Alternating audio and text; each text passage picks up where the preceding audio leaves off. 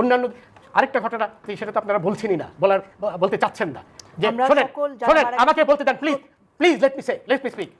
আমাকে বলতে দেন আপনি।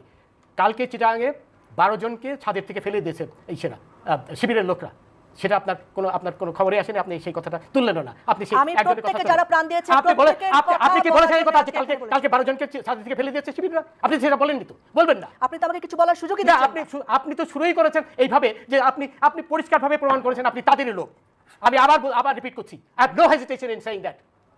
কারণ এটা আপনি বলেন আপনি একজন নারী হিসেবে যে মিনিমাম সম্মান দেওয়া দরকার সেটাও আপনি আমাকে সম্মান দিয়েছেন। আপনি আমাকে সম্মান আমি দিয়েছেন। আপনাকে কোনো প্রকার অসম্মান করিনি। আপনি আপনি আবার নারী কোটা চান, আবার এখানে নারী সম্মান চাচ্ছেন। আপনি কোটার সম্মান লিসেন টু মি। আপনি আমাকে প্রথমেই বলেছেন যে আমি দেখিনি, আপনি একাই দেখেছেন। এর চেয়ে বড় অসম্মান কি হতে পারে? অবশ্যই বলেছেন। আপনি আকার ইঙ্গিতে বলার চেষ্টা করেছেন। আপনি যে তাদেরই একজন, এটা আপনি পরিষ্কারভাবে প্রমাণ করেছেন। আবার বলেন যে নারী সম্মান আপনি। আমার ধারণা আপনার অন্য কোনো কারণে আজকে মন মেজাজ না, আমার মন মেজাজ তো খারাপ হবেই। রাজাকাররা যখন 32 কিন্তু সেটা খুব বেশি আপনি আমার উপর ফেলতে পারেন না। আপনি শুরুই করেছেন তাদের পক্ষে নিয়ে কথা বলার জন্য। আমি এখানে আপনার সাথে যুদ্ধ করতে বসিনি, আমি আপনাকে প্রশ্ন করতে বসেছি। আপনি তাদেরই একজন লোক হয়ে এখানে বসেছেন। আমি কোনো প্রকার যুদ্ধ করতে, আমি এখানে নিরপেক্ষভাবে বসি। আপনি প্লিজ কিপ কোয়েট।